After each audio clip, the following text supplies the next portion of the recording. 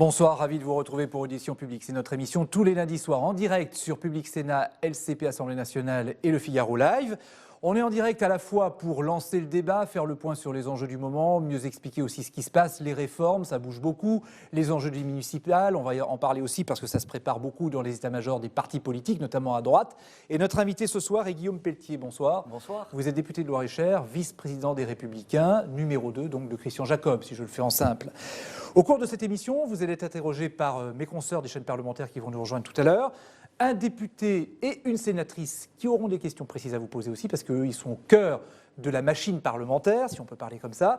Et puis pour conclure, on accueillera Yves Tréhard du Figaro et son regard aiguisé sur les enjeux politiques. Et puis sans oublier les questions que les téléspectateurs peuvent nous faire parvenir via le Figaro Live, qui seront relayées ici et que j'essaierai de vous relayer en direct autant que possible. Ma première question que je vais vous poser concerne la privatisation de l'aéroport de Paris, parce que vous aviez pris position contre la privatisation d'ADP.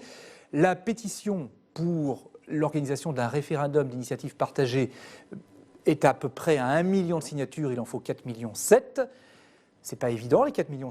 Est-ce que vous considérez que d'ores et déjà un cap a été franchi et que le gouvernement doit en tenir compte et comment ? Oui, bien évidemment. D'abord, plusieurs choses, que c'est un sujet tellement complexe. Mais sur les signatures. Oui, mais il faut parler quand même un peu des privatisations. Quel est notre rapport à la privatisation ? Nous sommes plutôt favorables à la privatisation, mais pas tout le temps, et pas sur tous les sujets, et certainement pas lorsque le gouvernement, à court de moyens financiers, vend en quelque sorte les bijoux de famille. Ça, c'était notre position. Nous avons, avec un grand nombre de collègues parlementaires, demandé au gouvernement, et avec Christian Jacob, de revoir sa copie. Cette copie, elle mérite d'être totalement refondée, puisque sur les questions budgétaires, sur les questions de sécurité aéroportuaire, et plus globalement de souveraineté nationale, nous avons des questions, comme nos compatriotes, et 1 million de Français qui se mobilisent et qui demandent au président de la République comme au gouvernement de remettre ce dossier sur la table, ce me semble logique, et j'espère que le gouvernement va nous entendre. Donc, et nous ce soir, écouter. vous dites remettez le dossier sur la table. Oui, c'est très important pour qu'on puisse avoir tous les enjeux, comprendre tous les problèmes et que le gouvernement nous apporte des réponses concrètes. Guillaume Pelletier, on va accueillir maintenant Tam Tranui de Public Sénat et Brigitte Boucher de la chaîne parlementaire Assemblée Nationale.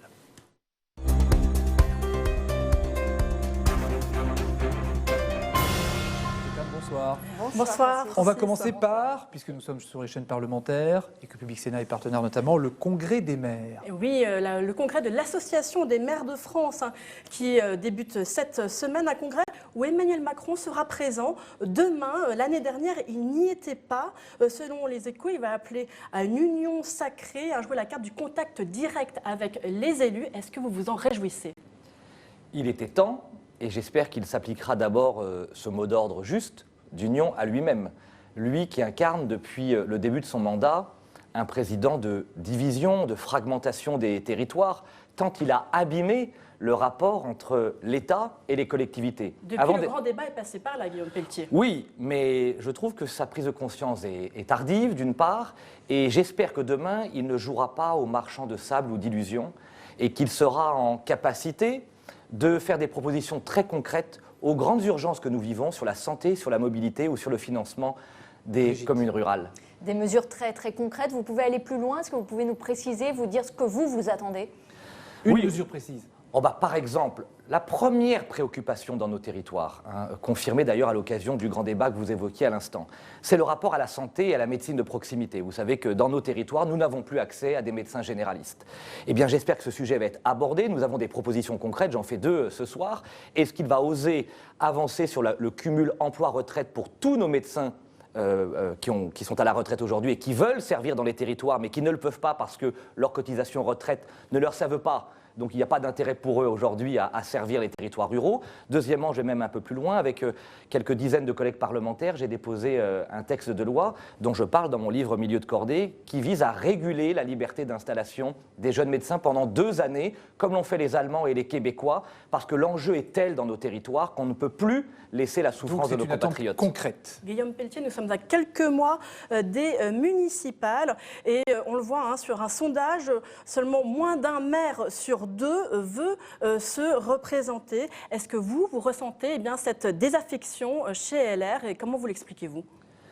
Alors, moi, je vois dans mon département de Loir-et-Cher, j'en viens, j'y étais tout à l'heure, et tout au long des derniers jours, j'ai rencontré évidemment beaucoup de maires qui sont à la fois en pré-campagne municipale et qui sont épuisés par 1, 2 ou 3 mandats, c'est-à-dire la lourdeur de la tâche. L'impression d'être les sentinelles de la République, mais abandonnés par la République elle-même. Et je crois que le président de la République, à la demande très justifiée de François Baroin, le président des maires de France, et je me réjouis qu'il ait rejoint notre équipe dirigeante des Républicains, doit entendre cette colère et cette désespérance. On a besoin d'annonces concrètes pour redonner de l'oxygène et de l'enthousiasme. Sans nos communes rurales, sans nos maires des territoires, mais aussi des villes moyennes et des métropoles de province, la République ne serait pas aussi solide qu'elle l'est aujourd'hui. Donc on a besoin d'eux. Il y a un projet de loi sur le statut de l'élu qui a été discuté au Sénat, qui arrive à l'Assemblée aujourd'hui même. Ce projet de loi n'est pas si consensuel qu'on aurait pu le croire finalement au début. Est-ce que pour la droite, c'est une façon aussi de faire de la politique, d'imposer un rapport de force avant les municipales ? Je vais prendre un exemple du projet que vous évoquez. On en parlait avec Gérard Larcher, Brune Retailleau et Christian Jacob encore récemment. On nous annonce il y a quelques mois un vrai statut de l'élu. On ne peut qu'en s'en réjouir, ça fait des années que nous le demandions. Et puis, à force des avancées, on se rend compte que la question, par exemple, des indemnités très faibles des maires des communes rurales vont être soumises à l'approbation du conseil municipal, prises sur les fonds propres des communes. Au fond, cette réforme va rendre prisonniers les maires les plus volontaires. Vous demandez bien une revalorisation des oui, mais indemnités. on demandait, une fois de plus, il est quand même particulièrement cocasse. Que lorsqu'il est-ce que ce soit l'État qui fixe le tarif ? Bien sûr, il est quand même particulièrement cocasse de voir l'État autoritaire lorsqu'il s'agit de se désengager et faussement intéressé, ou en tout cas très distant, lorsqu'il s'agit d'accompagner les maires des territoires. Les tarifs des maires. Mais c'était le cas jusqu'à maintenant. Oui. C'est le cas en fonction des strates. Et vous savez, les maires des communes de moins de 1000, 2000 ou 3000 habitants, ce sont des hommes et des femmes qui consacrent toute leur journée et leur nuit, toute leur semaine au service de leurs concitoyens. Ce serait quoi une bonne indemnisation de maire pour un maire de 3000 habitants ? Je ne sais pas si c'est... Vous savez qu'aujourd'hui, c'est quelques centaines d'euros. Mais ce serait quoi alors ? Moi, je considère qu'un maire d'une commune rurale qui consacre l'essentiel de son temps à ses concitoyens, un niveau autour de 1000 euros me semblerait pas absurde. Vous ne pouvez pas imaginer l'engagement. Aujourd'hui, le maire dans une commune, c'est le gendarme d'autrefois, c'est l'instituteur d'autrefois, ce sont les services sociaux d'autrefois. On a besoin de soutenir et d'encourager l'engagement municipal. Il sera bien accueilli quand même, Emmanuel Macron, au Congrès des maires de France demain ? Les maires sont des élus responsables. Qu'il y ait des tensions, des sifflets ? Je ne souhaite pas de tension. On ne souhaite jamais de tension. Mais il peut y en avoir. Pourquoi ? Parce que le président de la République et son gouvernement, à chaque fois qu'une promesse est annoncée, elle n'est pas tenue. Et donc, il y a une colère immense dans notre pays. À propos de colère, on va parler du contexte social. 1 an du mouvement des Gilets jaunes, beaucoup moins nombreux dans les rues samedi qu'il y a 1 an, mais ils sont toujours là, 1 an après.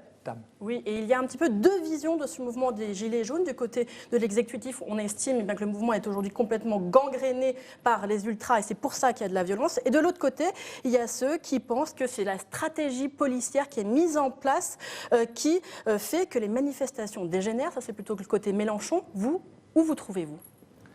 Au milieu des Français. Ça, ce sont des analyses, je sais que ce ne sont pas les vôtres, vous relayez, très politiciennes. Quelle est la réalité ? La violence, pour vous, elle est Il y a d'un côté une infime minorité violente, qui n'a rien à voir avec les Gilets jaunes, chacun le sait, ce sont des minorités, ces derniers mois, d'extrême gauche, qui utilisent ces événements pour briser et tester gauche, en l'occurrence les Black Blocs, les forces de police et de sécurité. Une infime minorité. Donc ça ne discrédite pas ce sont quelques centaines, voire quelques milliers d'individus. Et d'ailleurs, nous sommes du côté des forces de sécurité et de l'ordre et nous demandons au gouvernement d'être d'une fermeté implacable à l'égard de ces individus. Patrick Lallemand, il fait bien son travail, le préfet de police de Paris ? Quand on voit les propos particulièrement provocateurs ce week-end, lorsqu'il utilise ce mot très maladroit pour un préfet de la République, de dire « je ne suis pas de votre camp » à une manifestante gilet jaune, un préfet de la République, il est, sinon de tous les camps, en tout cas au-dessus de tous les camps. Non, on n'est pas dans cette polémique, mais j'espère qu'il va prendre conscience et il devrait au moins s'excuser parce qu'un préfet de la République, si on veut croire en la République, on a besoin d'avoir des hommes qui représentent la fonction républicaine et qui soient au-dessus des partis. Christophe Castaner veut le rappeler à l'ordre ? Oui, je reviens au fond du problème. Qu'est-ce que nous sommes en train de vivre ? Nous vivons, d'ailleurs, beaucoup le reconnaissent aujourd'hui, j'entendais par exemple l'une de vos consoeurs, Natacha Polony, qui le disait, nous vivons, ou encore François Langlais dans un livre remarquable, La fin du cycle néolibéral, qui conduit aujourd'hui, parce que les Français, comme les Européens, se sentent tellement dépossédés sur le plan social-économique d'une part, mais aussi très inquiets sur le plan d'une fracture civique et communautariste très angoissante, se sentent dépossédés de la maîtrise de leur destin. Et à la fin de ce cycle néolibéral, nous, les Républicains, nous apportons une réponse. Nous apportons deux réponses principales avec Christian Jacob. D'abord, nous sommes le parti du travail, de la récompense du travail. Pas le parti de la finance incarné par M. Macron, certainement pas le parti de l'assistanat, le parti qui récompense ceux qui travaillent ou ceux qui ont travaillé. Et deuxièmement, si vous me permettez, j'y reviens, le parti de la laïcité. Ne croyons pas que dans la colère des Gilets jaunes, il n'y avait que les questions économiques et sociales. Ça, ce sont les enseignements que vous tirez, vous, de ce mouvement. Un double enseignement, une colère sociale mêlée à l'inquiétude d'une fracture civique. Et à ces deux fractures, nous apportons ces deux réponses, le parti du travail et le parti de la laïcité. Mais pourtant, vous plaidez pour une hausse générale des salaires. C'est le parti du travail, ça, d'augmenter les salaires ? Incontestablement, Victor Hugo le disait il y a déjà bien longtemps, Nicolas Sarkozy l'a incarné avec les heures supplémentaires défiscalisées, le général de Gaulle avec la participation et l'intéressement. Moi, je propose, j'apporte cette contribution au grand débat à droite qui se conclura en juillet prochain par un congrès des idées. Je propose une réforme révolutionnaire en 3 temps et à égalité. La suppression des cotisations patronales pour toutes les entreprises, pour créer un choc de compétitivité et baisser le coût du travail dans notre pays. La deuxième chose, la suppression de toutes les cotisations salariales qui pèsent sur les salaires pour permettre à chaque Français, je dis bien à chaque Français, de voir son revenu brut, fonctionnaire, salarié ou retraité, devenir le revenu net, hausse de 20%. Tout ça financé par une cotisation sociale de 2% sur toutes les transactions financières et les paiements électroniques. Exemple, quand vous allez faire un plein de courses à 50 €, ça vous coûterait 51 €. Mais pour un Français qui gagne aujourd'hui 1 700 € net, son salaire passerait à 2 200 € net chaque mois. C'est une prise de... C'est tous les Français qui cotisent. C'est un changement radical, puisque nous permettons aux PME de gagner le combat de la compétitivité, nous permettons aux Français d'augmenter le pouvoir d'achat, parce que les Français n'en peuvent plus de ne plus voir d'écart entre les revenus du travail et les revenus de l'assistance. C'est le grand sujet du jour. Est-ce que vous êtes favorable à une grande conférence sociale? C'est la demande des centristes pour pouvoir sortir de cette crise des Gilets jaunes. Je crois que le MoDem qui a fait cette proposition, ont-ils lu mon livre? Ont-ils vu les prises de position de ma famille politique de ces dernières semaines? Je pense à Valérie Pécresse et Rachida Dati dans la campagne municipale à Paris. Je pense à Xavier Bertrand qui a fait sienne ses propositions aussi récemment. Oui, il y a urgence à ce que le gouvernement prenne en compte la souffrance sociale. La souffrance sociale, elle repose essentiellement dans notre pays sur la colère pour les retraités, les fonctionnaires et les travailleurs, comme les entrepreneurs, de voir que ceux qui travaillent ne sont pas récompensés à la fin du mois, tant les charges et les impôts sont importants. On parlait des Gilets jaunes, une réaction là, de Sophia sur Le Figaro. Les Gilets jaunes, c'est aussi le bilan des élus de gauche et de droite au pouvoir depuis des années. Elle vous renvoie dos à dos. Non, mais elle a raison. Vous savez, moi, j'ai un peu dos à dos, vous assumez. Mais j'ai un peu plus de 40 ans. C'est toute l'histoire que je raconte dans mon livre. Il y a 40 ans, l'année de ma naissance, il n'y avait pas de dette, il n'y avait pas de déficit, il n'y avait pas de chômage. Pourquoi j'ai décidé de m'engager en politique? C'est pour être le porte-parole de tous ces milieux de cordée, de toutes ces classes moyennes, jeunes apprentis, retraités, agriculteurs, fonctionnaires, travailleurs, qui ne sont jamais représentés. Le président de la République a décidé, il a dit lui-même, d'être le président des premiers de cordée, de ceux pour lesquels tout va bien. Très bien, on a besoin de premiers de cordée. Mais 70% des Français dans notre pays, les milieux de cordée, n'ont pas de représentants, et le Parti des Républicains est en train de devenir le représentant de ces Français des classes moyennes. Il remplacera peut-être les Gilets jaunes. En tout cas, il répondra à la colère légitime des Français. On va parler d'un autre souci actuellement pour les Français et d'une autre grande réforme pour le gouvernement, ce sont les retraites, Brigitte. Oui, une grève est annoncée le 5 décembre à la RATP et à la SNCF. Est-ce que vous croyez à un blocage général du pays et à une convergence des luttes? On voit qu'il y a plusieurs foyers de contestation en ce moment. D'abord, je crois au droit de grève, mais je récuse le droit de bloquer. Ça n'est pas tout à fait la même chose. Et il faut que nos compatriotes qui ont l'intention d'aller travailler puissent le faire en toute liberté. Je crains que ça ne soit pas le cas. Pour autant, derrière la question que vous posez, se pose effectivement l'enjeu crucial des retraites. Notre famille politique ces dernières années, je pense à Nicolas Sarkozy, je pense à Jacques Chirac, ont entamé des réformes courageuses. Suffisantes? Suffisantes à l'époque, c'était il y a 10 ou 15 ans. Il nous faut aujourd'hui, évidemment, les approfondir. Ça n'a été que des rustines si on considère le déficit de 2025, 8 à 17 milliards, dit le corps. Si on est très honnête, ça a permis pour une décennie à chaque fois, de sauver et de maintenir le système de Mais retraite. est-ce que ça n'a pas été des rustines, comme dit-elle? Non, enfin, une réforme des retraites sur un siècle, ça ne Normalement, marche pas. Non, mais sur Hein 50 ans, on peut imaginer qu'elle marche. Quand il faut la faire tous Attendez. les 5 ans, ce sont des rustines. Vous me permettez, le gouvernement qui entame une réforme pour 10 ans, comme le firent Jacques Chirac et Nicolas Sarkozy, pour maintenir le pouvoir d'achat des retraités, c'est une réforme qui a marché. Il nous faut une nouvelle réforme. En disant la vérité aux Français, nous vivons plus longtemps, il nous faut donc travailler plus longtemps. Sauf qu'Emmanuel Macron ment aux Français de deux manières. Il dit « je réforme maintenant » et on apprend par la bouche de M. Delevoye que c'est une réforme qui prendra effet dans 40 ans. C'est la fameuse Ça, clause du grand-père. Exactement. En fin de compte, au fond, tout le monde peut faire ce genre de réforme. Il faut faire une retraite, comme ce que proposait François Fillon pendant la campagne présidentielle, aller jusqu'à 65 ans Non. pour partir à la retraite. Non. C'est ce que vous Nous souhaitez proposons une réforme des retraites maintenant, la suppression de tous les régimes spéciaux, l'égalité publique-privée du système de retraite et dire la vérité aux Français. Il faut, pour sauver le régime, selon le Conseil d'orientation des retraites, 43 ans en moyenne de cotisation. Eh bien, moi je pense que chaque Français doit pouvoir partir à la retraite à l'âge de son choix, liberté, mais avec une retraite modulée. C'est-à-dire que vous avez commencé tôt à travailler, admettons à 18 ans. Vous devez pouvoir partir à 61 ans.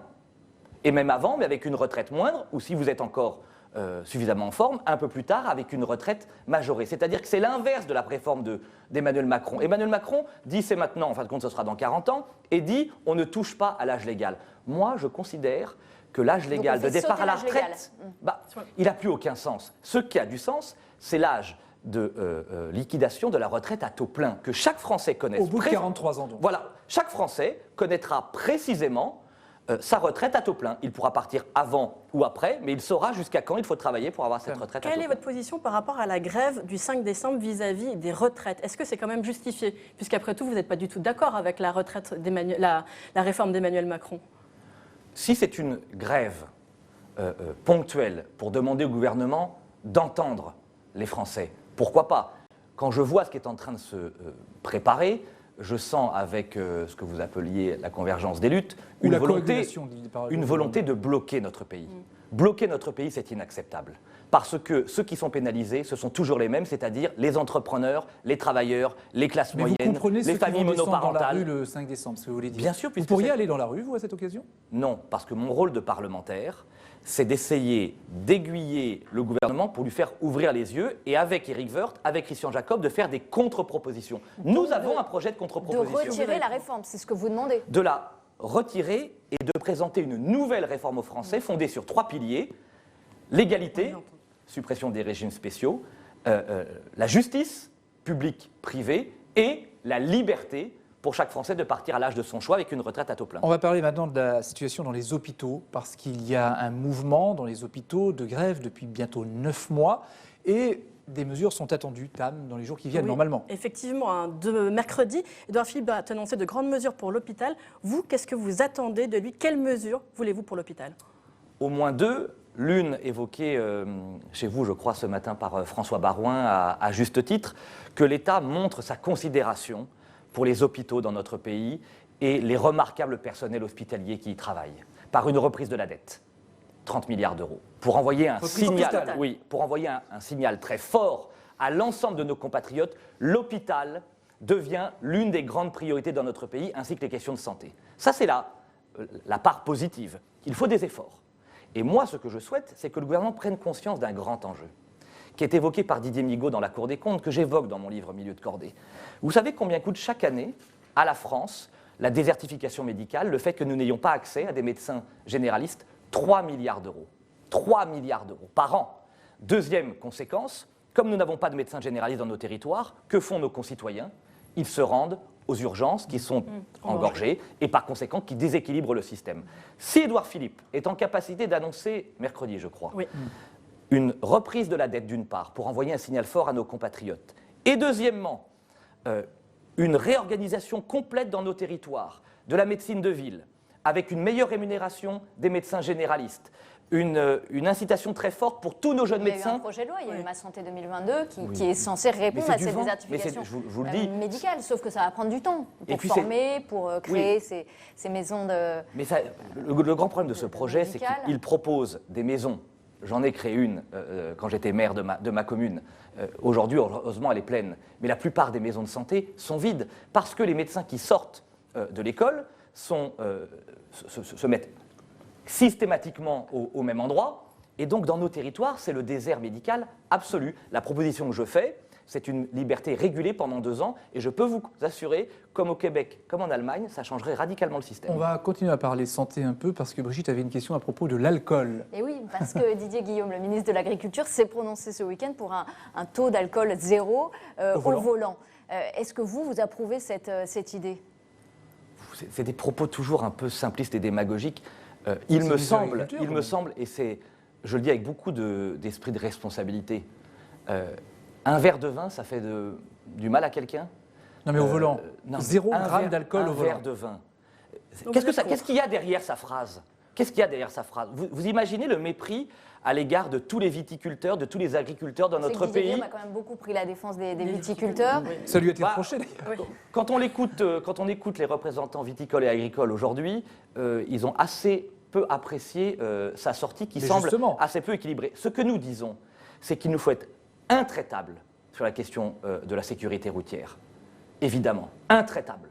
Mais que franchement, la question d'un verre de vin, c'est certainement pas celle-ci qui se pose. Moi, je demande au gouvernement de prendre ses responsabilités, d'aider par exemple les départements à financer nos routes secondaires, d'imposer aux sociétés d'autoroutes une contribution d'1 milliard d'euros chaque année pour financer les 450 000 km de routes dans nos territoires pour lesquels ni les communes ni les départements n'ont de moyens aujourd'hui. Ça, c'est une politique responsable. À propos d'entretien responsable. d'infrastructure, vous avez entendu parler de l'actualité Oui. de cet accident sur le pont dont Tam va nous en dire plus. Effectivement, l'effondrement du pont de Mirepoix-sur-Tarn.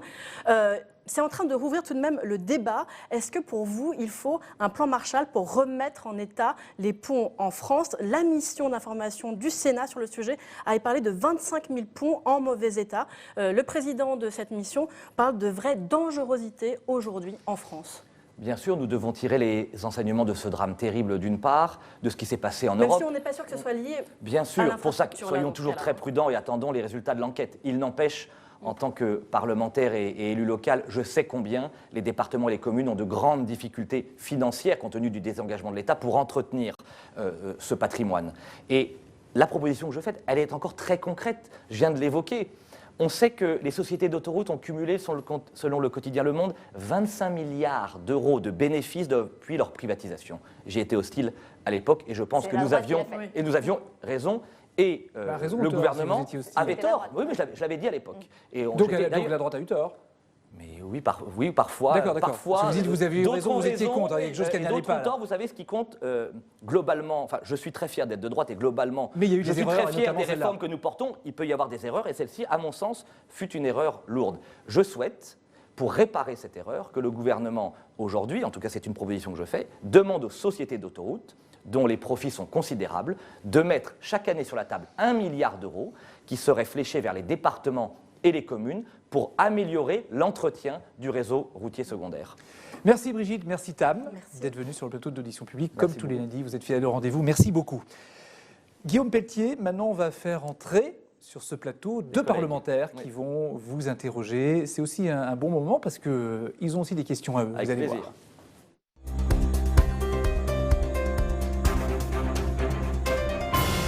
Bonsoir Jean-René Cazeneuve, vous êtes député La République En Marche du Gers, président de la délégation aux collectivités territoriales à l'Assemblée nationale.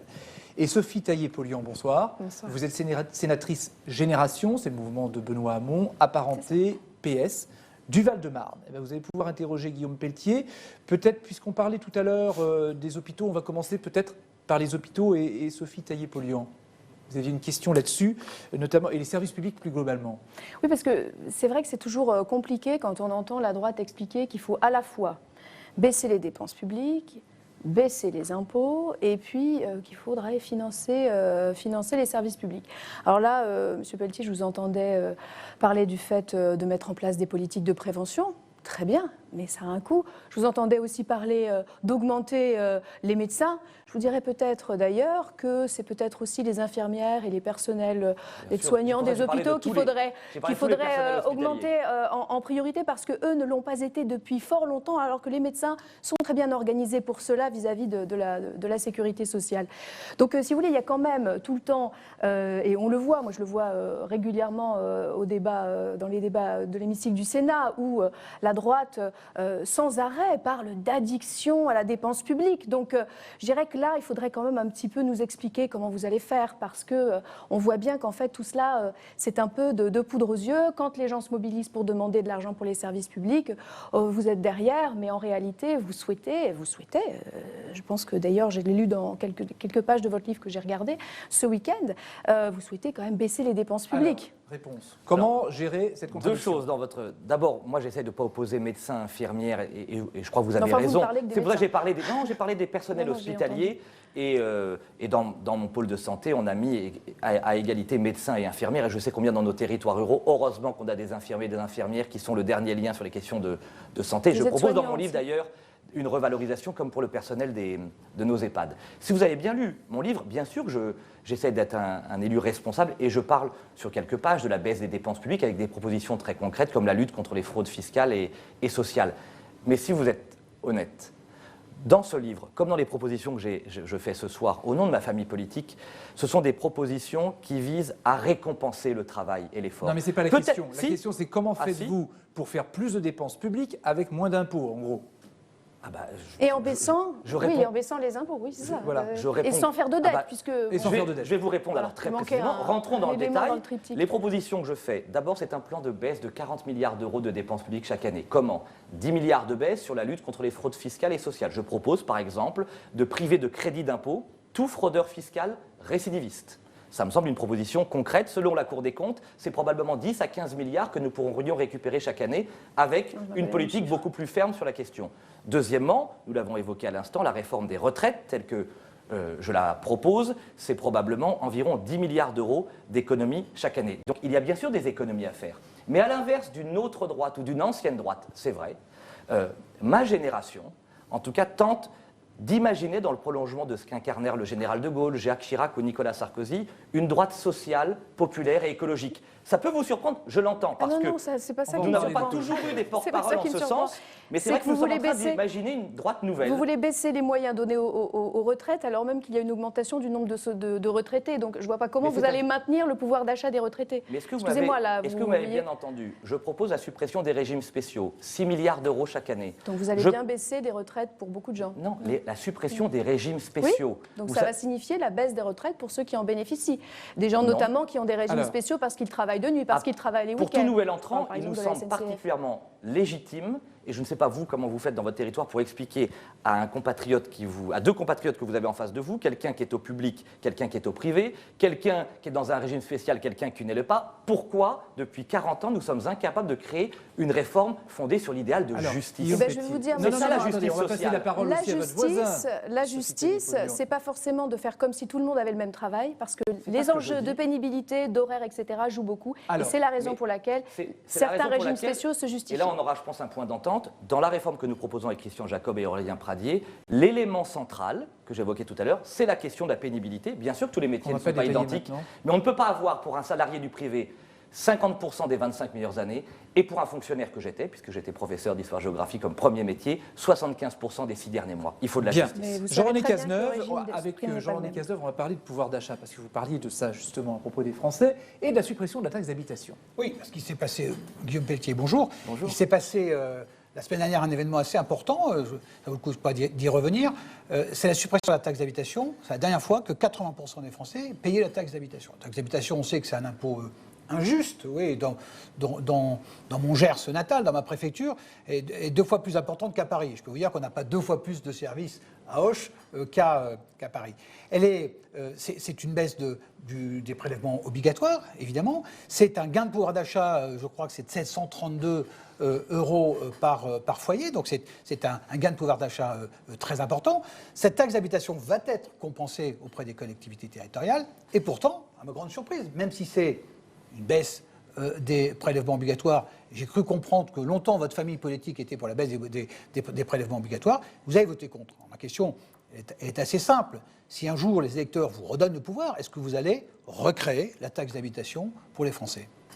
Vous savez très bien sur cette question qu'il y a deux problèmes que vous devez connaître en tant que parlementaire du Gers, comme chez moi dans le Loir-et-Cher.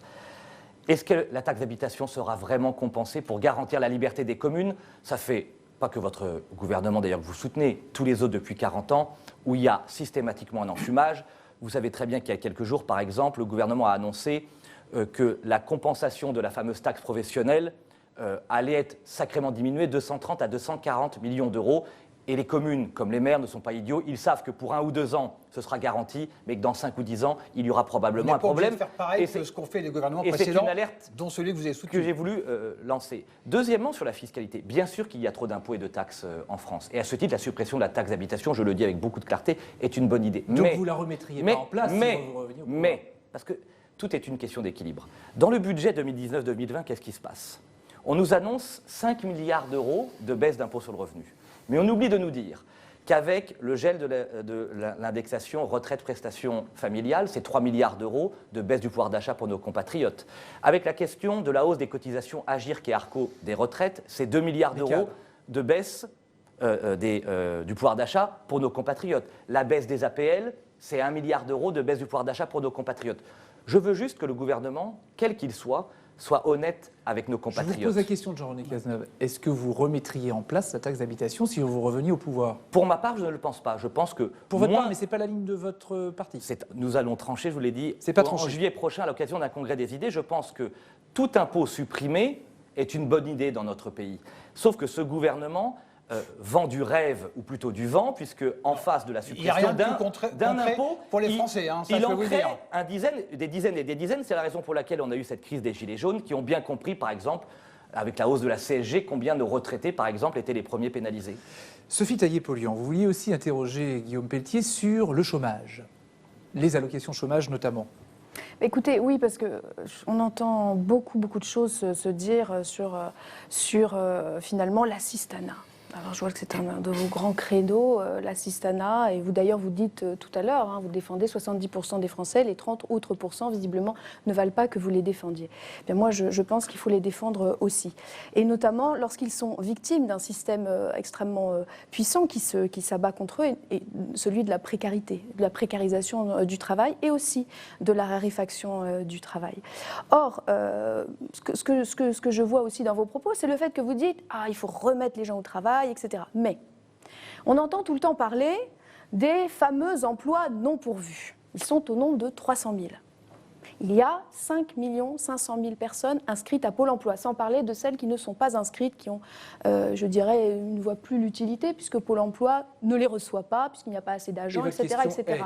Donc ma question est comment vous faites pour dire, c'est les gens qui travaillent, mais il y en a beaucoup, en fait, ils ne trouvent pas de travail. Donc vous êtes là à dire ce sont des assistés. Comment vous faites ? Parce que faire rentrer 5 500 000 dans 300 000 emplois non pourvus, ça me semble un petit peu difficile. Je trouve vraiment vos propos un peu caricaturaux, franchement, parce que j'essaie d'avoir un débat apaisé. Moi, je veux réconcilier tous les Français et l'accorder tout entière. Mais ma conviction, en tout cas, je vois que vous ne la partagez pas, c'est que la politique du gouvernement ne s'adresse qu'aux premiers de cordée et que les politiques publiques, depuis très longtemps, ont particulièrement accompagné les derniers de cordée, laissant sur le bord de la route 70% des Français qui se sentent aujourd'hui dépossédés. Bien sûr, je l'ai vécu, si vous avez bien lu dans mon livre, familialement à travers le chômage de mon père. Je sais pertinemment ce que veut dire cet idéal de justice dans notre pays à travers la solidarité nationale, modèle exemplaire que nous devons défendre. Je crois à ce modèle de solidarité. Je crois qu'il est nécessaire et indispensable d'accompagner ceux qui n'ont rien et qui se battent contre un système. Oui, il n'empêche, la réponse que moi j'apporte, qui n'est pas celle effectivement qui fut portée ces 40 dernières années, est la suivante. Je considère que le grand mal français, la grande difficulté pour nos entreprises pour qu'elles puissent recruter, c'est que les salaires sont trop bas. Et tant que nous n'augmenterons pas les salaires, nous ne donnerons pas envie à ceux qui travaillent de continuer à travailler, à ceux qui ont travaillé comme les retraités d'être récompensés après une dure vie de labeur, et nous ne donnerons pas envie à ceux qui sont aujourd'hui bénéficiaires d'un revenu d'assistance de passer au travail. Vous savez, je reçois chaque semaine J'ai un zooparc, le zooparc de Beauval dans ma circonscription avec les fameux pandas. Il y a eu une baisse de la TVA. Toute l'équipe a créé 120 nouveaux contrats.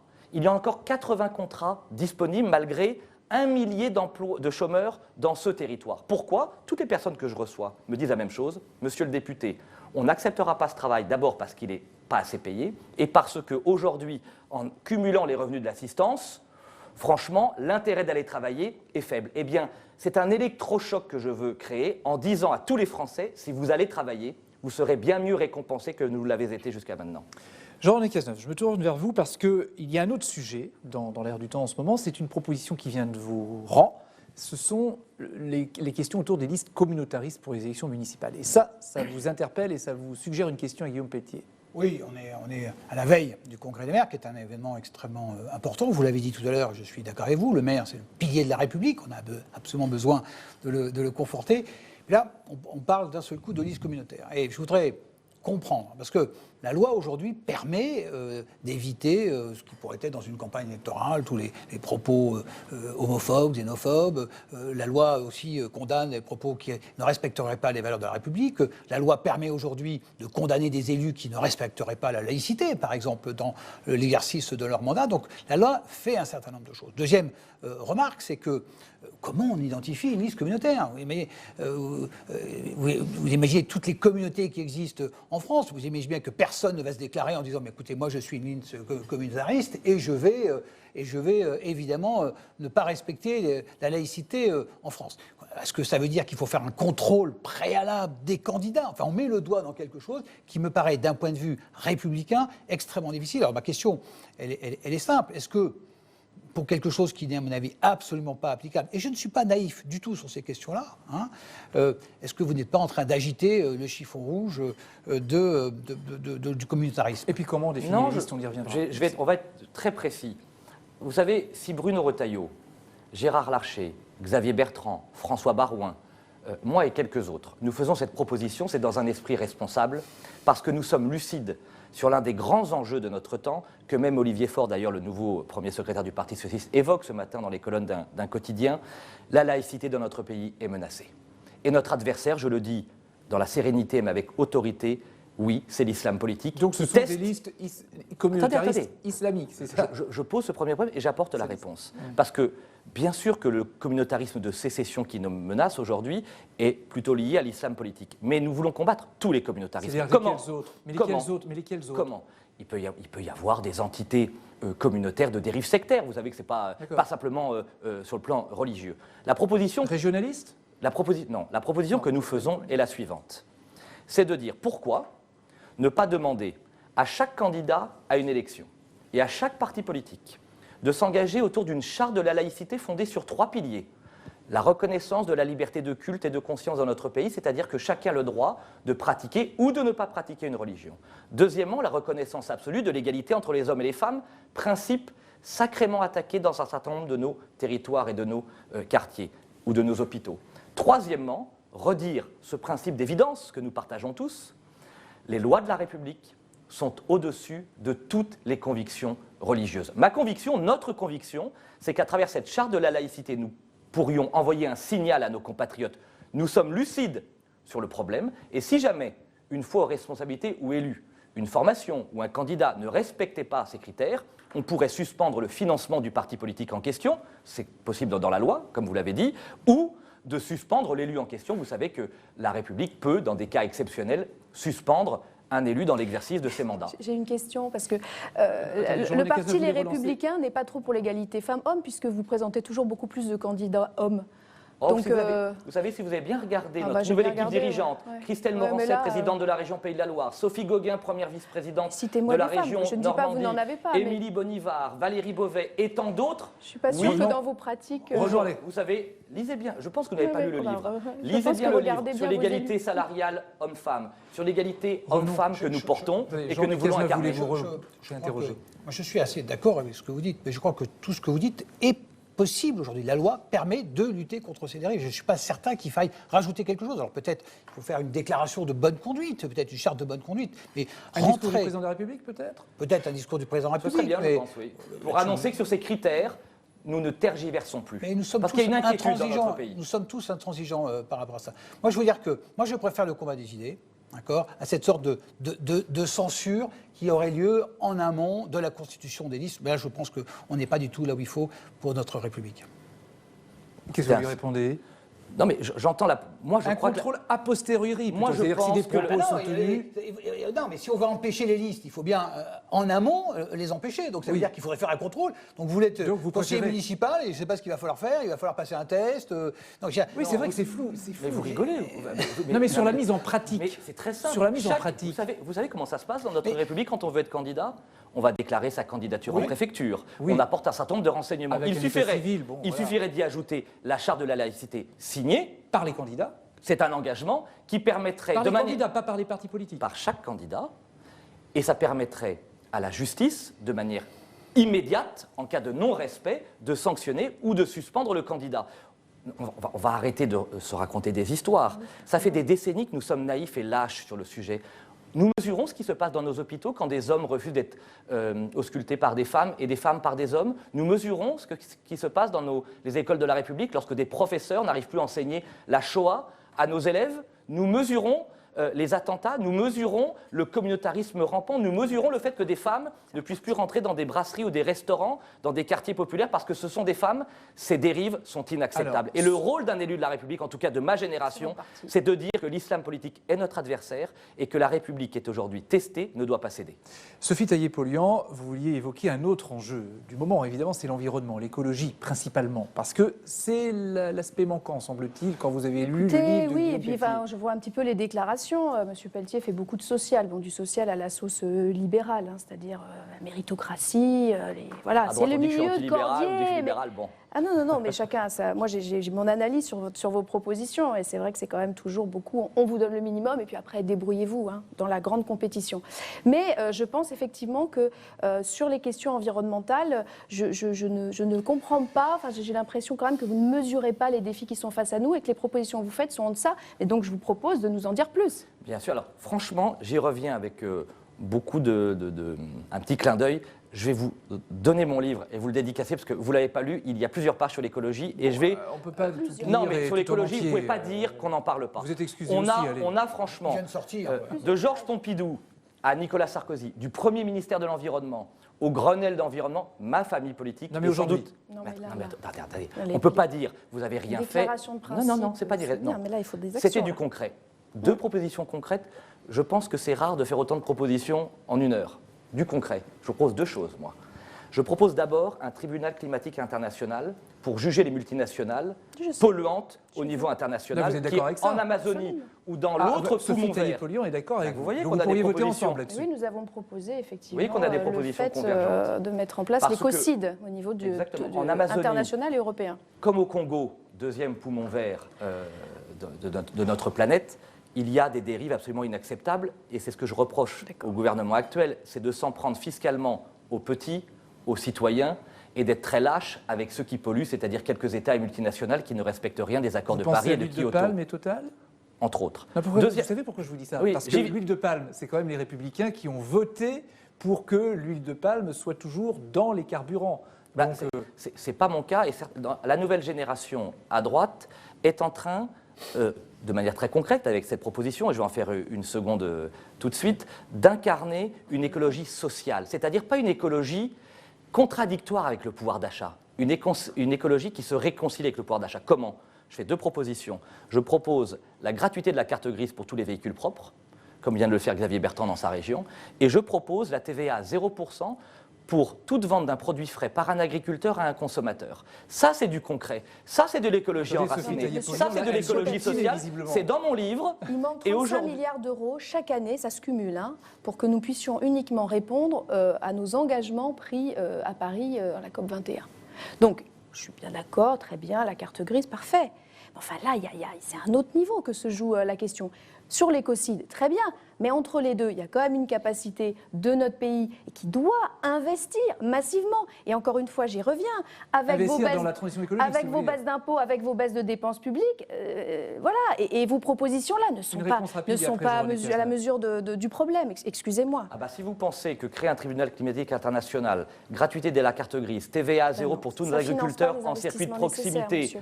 et tout le reste, vous lirez le reste dans le livre, ce sont des propositions extrêmement concrètes qui parlent à nos concitoyens et qui nous permettront de tourner le dos de l'écologie punitive et d'incarner une écologie sociale qui valorise les comportements vertueux. C'est l'enjeu et le défi de ma On génération. parlait tout à l'heure du congrès de l'Association des maires de France, parce que c'est en ce moment, et Jean-René Cazeneuve, vous, ça vous intéresse, ce congrès, parce que vous vous dites, bon, derrière, il y a peut-être quand même une espèce de manip politique, c'est ça?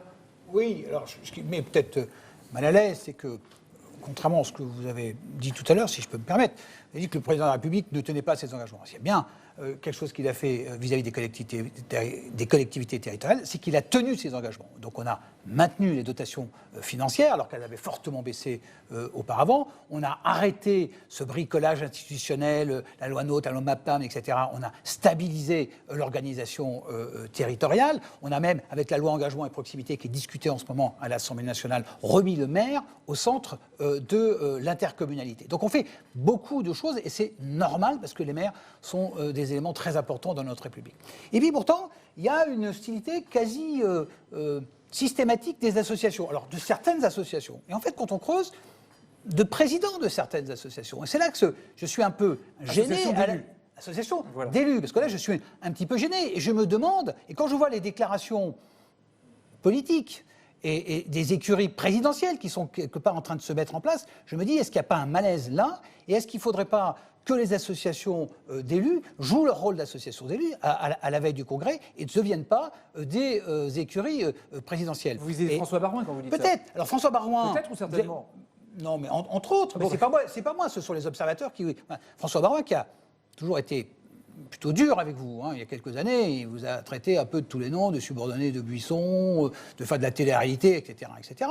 Bon, je veux dire, aujourd'hui, est-ce que c'est acceptable quand on doit tous se réunir dans un réflexe républicain, tous se réunir derrière nos maires, que d'utiliser ça comme tribune politique?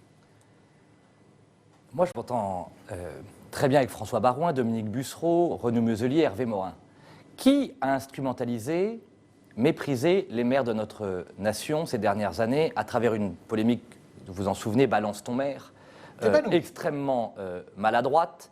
En tout cas, un certain nombre de membres du gouvernement et le président de la République n'ont pas été au rendez-vous de l'attente considérable de nos élus locaux.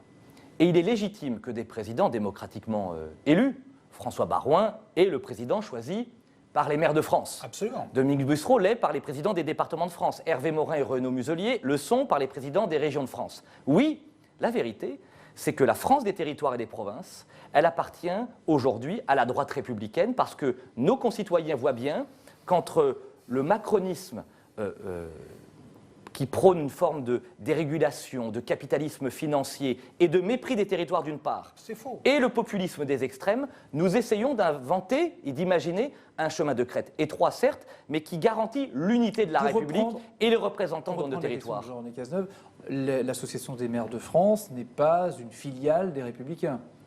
Mais en quoi? Non, c'est ce qu'il disait à peu près, Jean-René Non, Cazeneuve, parce que François Baroin en fait une tribune Non, mais personnelle et pourquoi on politique. est dans une opposition Emmanuel quasi Macron- systématique? C'est dommage d'être dans une Quasi position. systématique. Alors, Mais je crois- dans une position quasi systématique. Et ça n'est pas le cas de l'association des communautés de France, ça n'est pas le cas de l'association France Urbaine qui représente les métropoles, etc. Donc il y a bien quelques associations si vous aujourd'hui êtes- si on qui est- se sont focalisées Non, et qui sont c'est dans pas un les plus petits. et qui ont d'une certaine manière qui sont dans un refus quasi systématique. Et je pense que c'est dommage parce qu'elles ont un rôle extrêmement important. J'ai beaucoup de respect pour François Baroin et donc mais je pense qu'elles doivent être et à la veille du Congrès des maires, mon message, c'est un message d'espoir. Battons-nous ensemble pour les élus, pour les territoires. une réponse Et n'en faisons rapide. pas une tribune. Qu'est-ce qui se passait il y a un an lorsque les Gilets jaunes manifestaient par centaines de milliers et que le président de la République était aux abois? Gérard Larcher, président du Sénat, François Baroin, président des maires de France, et tant d'autres, et nous, avec eux, nous avons été des élus responsables pour dire au président de la République, il est temps de nous entendre. Le président de la République ne peut pas demander en permanence, à la veille des congrès des maires, aux associations et aux élus d'être calmes, lui qui est incapable de faire des propositions concrètes au service de nos territoires. Si le président est capable de mettre sur la table des propositions, comme nous les avons évoquées tout à l'heure, très bien, nous serons à ses côtés. Bien. Il est temps qu'il entende la colère des élus locaux. La réponse, on l'aura demain, à l'issue du discours du président de la République devant le congrès de l'Association des maires de France. Surtout. Et on verra tout ça. Merci Jean-René Cazeneuve, merci Sophie Taillé-Polian d'être venue sur ce plateau. Merci beaucoup. On va entamer maintenant la dernière partie de cette émission, audition publique. Et c'est Yves Tréhard du Figaro qui nous rejoint. Il nous a beaucoup écouté, vous surtout, hein, en détail. Merci.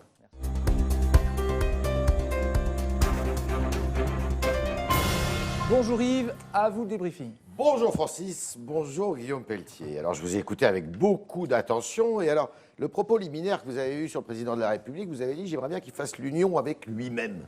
J'ai envie de dire mais j'espère que vous allez faire l'union avec votre camp parce que quand on vous écoute, on se dit que vous avez changé de camp finalement. Est-ce que vous êtes toujours de droite? Vous êtes contre la privatisation d'aéroports de Paris, ça on le savait. Vous êtes pour l'établissement d'un tribunal international écologique. Mais ça, c'est du vocabulaire qui appartient à Jean-Luc Mélenchon, à François Ruffin, je ne sais pas. Au général de Gaulle. Vous êtes pour le rachat de la dette des hôpitaux. Vous François êtes Barouin. pour taxer les autoroutes. Vous êtes pour augmenter le SMIC et augmenter en tous les cas les salaires. Parce que vous trouvez que les salaires sont trop bas. Vous êtes pour une TVA à taux zéro pour les produits frais. Mais on se dit, le discours de la droite d'il y a quelques années, qui était un discours raisonnable, en disant on va faire baisser les déficits, on va résorber la dette, mais avec vous, la dette, elle explose. Alors on se demande comment vous allez faire. J'ai une question, parce que vous avez oublié un élément de votre programme qui vous tient à cœur, de votre programme personnel, pas du programme des Républicains, le rétablissement de l'impôt sur la fortune. C'est ce que vous préconisez. Non, c'est vous. Yves Tréhard, vous êtes un journaliste honnête. Je vais répondre en 2 temps à votre diatribe un peu caricaturale, si vous me permettez.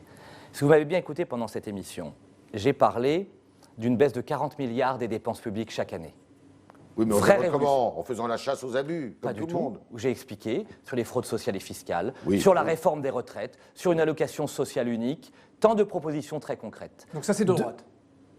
Mais tout ce que je... Sur votre réforme des Attendez, retraites, j'ai vous pas permettez- vu beaucoup de différence avec la réforme actuelle. Hein. Vous permettez- Les régimes spéciaux, c'est ce qui Je veux bien enlever. qu'on caricature. Moi, ma droite, notre droite, ouais. avec Christian Jacob, avec Aurélien Pradier, Ouais. avec François Barouin, avec Xavier Bertrand, avec Valérie Pécresse, oui, c'est une droite qui s'inscrit dans la filiation du général de Gaulle, Ouais. de Jacques Chirac, L'impôt de sur la Georges fortune. Pompidou, j'y reviens, de Nicolas Sarkozy et de tant d'autres. C'est une droite qui récompense la valeur du travail. C'est pas une droite froide, statistique. L'impôt sur la qui ne- fortune. Je C'était ma propose la question. chose suivante. C'est pas du tout le rétablissement de l'ISF. Je propose la suppression de l'IFI, c'est-à-dire de l'impôt qui pèse sur les propriétaires et sur les investisseurs dans les PME Ouais. françaises. Ouais. Ça, c'est une mesure courageuse. Ouais. Et par contre, oui, je propose le rétablissement d'un impôt sur les spéculateurs. Vous ceux faites qui le jouent contraire d'Emmanuel Macron. l'exact inverse d'Emmanuel Macron, qui a supprimé l'impôt pour les spéculateurs et qui l'a maintenu et augmenté pour les propriétaires et les investisseurs.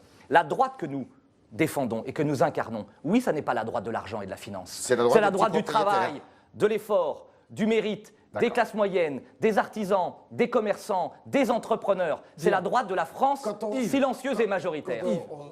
On émet des doutes sur votre appartenance à la droite, ça vous met très en colère. Mais non, mais parce que on se connaît depuis longtemps, Yves Tréhard, Oui. et ça fait longtemps que vous m'interviewez, et je pense que si vous aviez pris le temps de lire mon livre Je l'ai de lu. manière intégrale, vous auriez vu combien ces propositions sont équilibrées. parler des municipales. D'accord. On peut sortir quelques propositions hors contexte. Non, non, c'est- la vision je que vous ai j'ai, écouté, là. la vision que nous avons ensemble avec Christian Jacob, c'est l'équilibre. Oui à l'esprit d'entreprise, oui à l'initiative individuelle, mais oui à la régulation d'un Et capitalisme oui à la financier victoire au compliqué. municipal. Les Oui municipales. à la victoire au municipal, j'imagine. Il y a beaucoup de villes à enjeu pour vous, aux Républicains. Ah, nous sommes en train de les porter avec Christian Jacob. Qu'est-ce qui s'est passé à Nice? Il y a 6 mois, vous m'interrogiez à juste titre en me disant ben voilà, les Républicains, ça ne marche pas, vous êtes divisés. Nous sommes parvenus, grâce à Éric Ciotti, grâce à Christian Estrosi, avec Christian Jacob, à mettre notre famille en ordre et Qu'est-ce qui s'est d'accord passé en coulisses à Nice. Qu'avez-vous proposé à Mais- Éric Ciotti pour qu'il se Non, retire? non, beaucoup de travail, beaucoup Il s'est de... retiré comme ça. Attendez. Non mais juste, il s'est retiré comme ça pour la bonne cause. Mais vous savez qu'il y a quelque chose qui nous transcende, nous, tous, c'est l'intérêt général. Vous savez que Enfin, il y a j'avais 15 jours, c'était pas ça. été désigné, moi, tête de liste aux élections régionales il y a 3 ans. Et au dernier moment, on me dit, dans le cadre d'un accord avec les centristes, je suis numéro 2. Alors, Je ne me suis pas Pelletier, roulé par terre. Guillaume Pelletier. Il y a quelque chose qui nous dépasse. C'est l'intérêt général de notre famille politique. Et Éric Ciotti l'a bien compris, c'est Christian Estrosi qui sera notre candidat Alors, à Nice. est-ce À que- Paris, nous avons, avec Rachida Rachida Dati, Dati, une candidate enracinée qui défend justement les classes Attendez, moyennes. Question, Une sur question. Nice, question sur Nice, par exemple. S'il y a un candidat, s'il n'y a pas de candidat de La République En Marche, est-ce que vous accepteriez que La République En Marche soutienne M. Estrosi, qui est toujours aux Républicains, tout comme peut-être à Toulouse, M. Jean-Luc Moudenc pourrait être soutenu par La République En Marche? Yves Tréhard, vous connaissez la politique depuis combien de temps? Depuis très longtemps. Très longtemps. Peut-être plus que vous. Certainement. Quel est le jeu d'En Marche? En Marche n'a pas d'élus locaux. En Marche n'a pas d'enracinement Bah oui, territorial. justement. Et donc, En Marche Est-ce que vous fait acceptez- une politique de coucou, essayant à Nice, à Toulouse ou ailleurs, de soutenir des élus qui sont chez nous. Ça vous gênerait ou pas? Mais franchement, avec Christian Jacob, ça ne nous intéresse pas, on s'en contrefiche. Ah ben Parce non, que non, la- il y a bah non. Ah non. regardez, Jean-Luc Si, Moudenc si. à Toulouse, il est soutenu par Il est la soutenu République. par- Mais non, attendez, soyons précis. Jean-Luc Moudenc, c'est un maire de notre famille politique. Oui. Il a toujours été loyal à notre famille politique. Il est investi par les Républicains. Il aura a des sur sa- macronistes sur sa liste. Il aura... Oh 40%. Ah bon Donc ça, c'est 40%. pas- C'est pas vrai. Vous savez que j'ai été maire d'une commune. On voit que vous n'avez jamais été candidat aux élections C'est municipales. quelque chose qui est tout à fait jouable, ça, pour vous. Attendez. Vous savez ce qui se passe à une élection municipale? Ouais. Comment constitue une liste?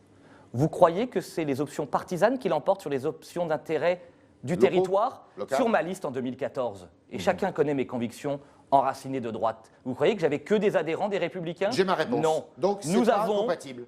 nous soutenons les têtes de liste, les Républicains. Et si En Marche veut s'amuser à faire une D'accord. politique de coucou pour masquer son incapacité à être présent sur le terrain, vous c'est en son servirez problème, comme argument. c'est pas le nôtre. D'accord. Alors, il y a une ville où c'est toujours très compliqué, vous la connaissez bien, Marseille. Marseille, M. Gaudin se retire, Jean-Claude Gaudin se retire, et vous avez deux candidats, un qui est soutenu par M. Gaudin, Mme Martine Vassal, et en face, vous avez Bruno Gilles, qui ne veut pas se retirer. Comment vous allez trancher la question? Dans le respect mutuel, comme on a réussi à le faire à Nice. Nous ne prétendons pas, avec Christian Jacob, être en capacité de le réussir à Marseille. C'est le Comment ça se défi fera, alors des 15 prochains jours. Nous nous sommes rencontrés. Nous avons demandé aux deux candidats de bien réfléchir à l'obligation qui est la nôtre, au nom de la colère des Français, de l'arrogance du macronisme, de notre responsabilité à incarner une autre voie, un autre chemin, pour permettre aux Français de ne pas revivre le duel mortifère Macron-Le Pen. Nous leur avons demandé à chacun de faire un effort et on vous Ils ont tiendra au 15 courant. jours, ils ont 15 jours pour se mettre d'accord. Non, ça ne se passe pas comme ça, vous savez. C'est ce que vous avez dit. On s'est fixé, nous, D'accord. 15 jours, on se revoit dans 15 Qui a votre jours. préférence? Bruno Gilles ou Non, Martine ça se Vassal? passe- Je suis numéro 2 du parti. Mais Je justement. suis... Bah, justement. Non, bah justement. Quand on est responsable dans une famille politique, on est garant de l'unité de la famille tant que la décision n'est pas prise. Aujourd'hui, je demande à Martine Vassal et à Bruno Gilles de tout faire en respectant et en comprenant les enjeux et les ambitions de chacun, de trouver Monsieur Jacob une va être solution. obligé d'aller à Marseille, vous peut-être? Ah bah, de toute façon, ou à Marseille ou à Paris, nous discutons tous les jours. Question de cours, qui n'est pas vraiment une question de cours parce qu'elle pourrait se poser. S'il y avait la nécessité de faire un front républicain pour faire barrage à un candidat du Rassemblement national, est-ce que vous iriez dans ce front républicain? Je ne suis ni Madame Irma, ni un fan de la politique fiction, et je me méfie des questions politiques et médiatiques qui visent à faire de l'exception la règle. Ça fait 20 ans qu'on nous explique que le Front National va prendre des centaines de communes, des dizaines de régions et de départements. pas dit ça, vous l'avez remarqué. Ça n'arrive jamais. Oui. Nous ne voulons pas du macronisme, nous ne voulons pas de l'extrême droite, et nous voulons dire aux 72% de Français, à la une de votre quotidien, Le Figaro, il y a quelques jours, il existe un autre chemin.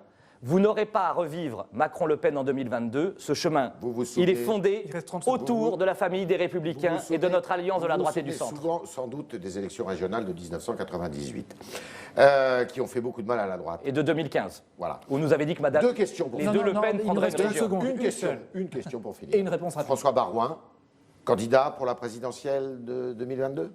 C'est pas à moi de répondre. François Baron est un immense talent de notre famille politique, comme Xavier Bertrand d'ailleurs et tant Qui d'autres, n'est plus dans votre famille politique? mais qui y revient progressivement. Deux de ses proches, Sophie Gauguin et Julien Dive, ont rejoint l'équipe dirigeante. François Baron est revenu dans la famille. Christian Estrosi et Éric Ciotti se sont mis d'accord. Oui, avec Christian Jacob, nous sommes au travail Merci. pour mettre de l'ordre, Avec des primaires, rassembler et préparer, Une primaire, présenter alors. des idées Une primaire, nouvelles une à primaire, notre famille une politique. primaire ou pas primaire Les idées avant les égaux.